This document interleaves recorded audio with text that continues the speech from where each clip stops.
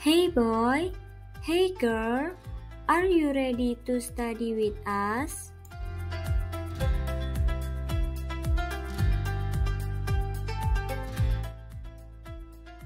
Kok sendirian aja sih, Kak? Kamu nanya? Kamu bertanya-tanya? Aku Noviana. Aku Titania. Aku Ais. Aku Maura. Aku Andini. Kompetensi dasar menjelaskan dan membuktikan teorema Pythagoras dan triple Pythagoras. Indikator pencapaian kompetensi. 1. Dapat menjelaskan pembuktian Pythagoras dengan menggunakan bangun persegi dan dihubungkan dengan segitiga siku-siku. 2. Dapat menjelaskan pembuktian Pythagoras dengan menggunakan bangun setengah lingkaran yang berdiameter panjang sisi segitiga siku-siku.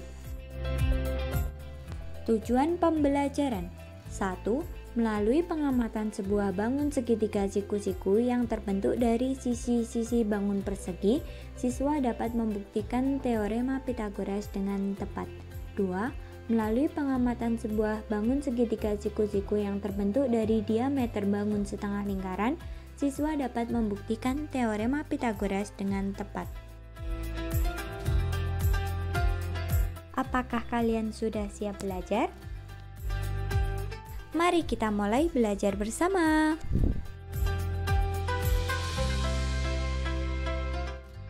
Tahukah kamu apa itu Pythagoras? Saya tahu.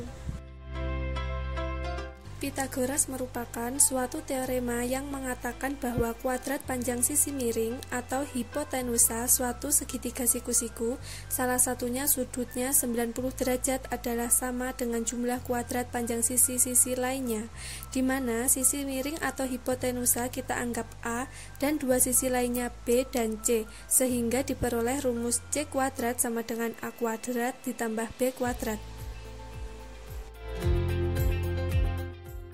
Benar, tepat sekali. Selain itu, perlu kalian tahu bahwa Pythagoras merupakan seorang filsuf Yunani Ionian kuno dan perintis aliran Pythagoreanisme dari Samos, lahir sekitar tahun 570 sebelum Masehi dan meninggal sekitar tahun 495 sebelum Masehi. Selain itu, juga sebagai ilmuwan yang paling dikenal akan temuan matematikanya, ia telah memberikan sumbangsi atau kontribusi besar bagi bidang matematika paling tidak dari abad pertama sebelum Masehi. Pernahkah kalian menyadari bahwa teorema Pythagoras dapat dijumpai dalam kehidupan sehari-hari? Saya pernah. Salah satu di antaranya dalam bidang pertukangan. Seorang tukang yang membangun rumah biasanya mengukur lahan yang akan dibangun. Tukang tersebut memastikan bahwa sudut-sudut pondasi bangunan benar-benar siku-siku dengan cara menggunakan segitiga dengan kombinasi ukuran sisi 60 cm, 80 cm, dan 100 cm. Ho'oh, bener tenan.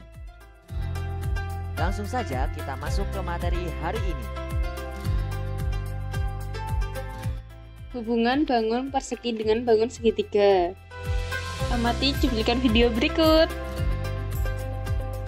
Here is the right triangle ABC, right angle at B, in which AB is equal to 3 cm, BC is equal to 4 cm, and AC is equal to 5 cm. We can draw a square of side 3 cm on AB, square of side 4 cm on side BC, and square of side 5 cm on hypotenuse AC of this triangle as shown in figure. Hubungan bangun setengah lingkaran dengan bangun segitiga. Buatlah 3 buah bangun setengah lingkaran dengan masing-masing panjang sisinya sembarang. Buatlah sebuah segitiga dengan memanfaatkan sisi-sisi dari bangun setengah lingkaran yang sudah dibuat tadi. Akan nampak sebuah segitiga seperti pada gambar. Segitiga apakah yang terbentuk? Segitiga siku-siku kan? Perhatikan luas ketiga bangun setengah lingkaran. Apakah luas bangun setengah lingkaran yang terbesar sama dengan jumlah luas dua bangun setengah lingkaran yang kecil? segitiga siku-siku ABC dibuat dari bangun setengah lingkaran dengan masing-masing sisi segitiga sebagai diameternya. Mudah bukan? Mari kita lanjut lagi.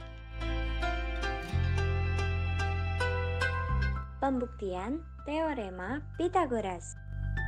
Pertama, dengan bangun persegi. Kedua, dengan bangun setengah lingkaran. Pembuktian teorema Pythagoras dengan bangun persegi. Amati cuplikan video berikut.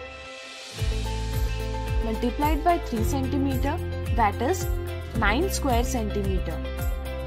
We write it as 9 square centimeter.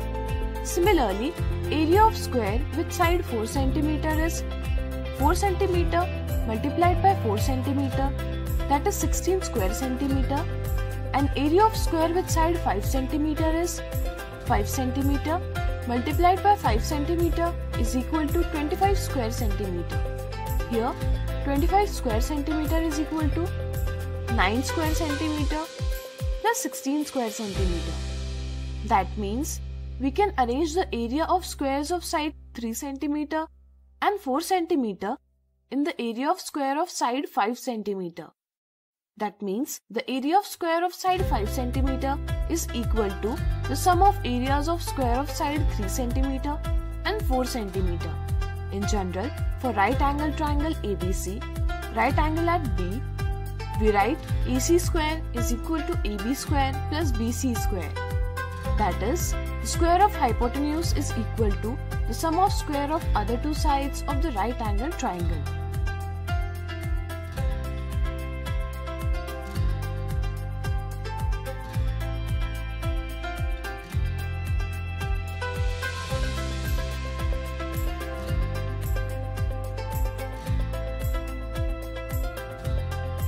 Sudah paham kan kalian? Mari kita lanjutkan lagi. Sudah siap melanjutkan belajar? Yuk kita mulai. Tahu nggak sih, ternyata teorema Pythagoras juga bisa dibuktikan dengan bangun setengah lingkaran.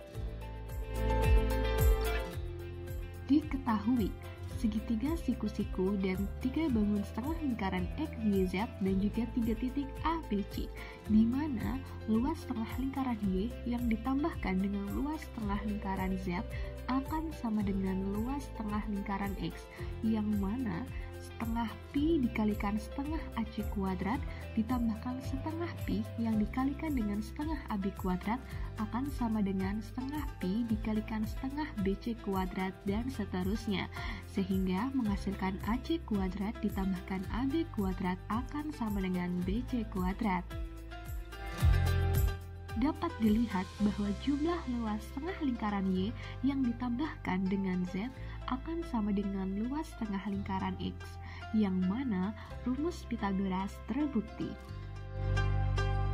Dapat disimpulkan bahwa dalam suatu segitiga siku-siku, jumlah kuadrat dari sisi-sisi yang tegak lurus akan sama dengan kuadrat dari sisi miringnya. Jangan lupa persiapkan diri kalian untuk pertemuan berikutnya. Apakah kalian sudah siap untuk materi selanjutnya? Yuk simak pemaparan berikut. Setelah mempelajari materi selanjutnya, diharapkan kalian mampu mencapai indikator berikut. Perhatikan segitiga tersebut. Bagaimana sih cara menentukan jenis-jenisnya? Untuk menentukan jenis-jenis segitiga berdasarkan panjang sisinya, kita dapat menggunakan kebalikan teorema Pythagoras. Pada segitiga ABC, jika panjang A, B, dan C diketahui, maka untuk menyelidiki jenis segitiganya, kita dapat menggunakan prinsip kebalikan teorema Pythagoras. Dan dapat disimpulkan sebagai berikut.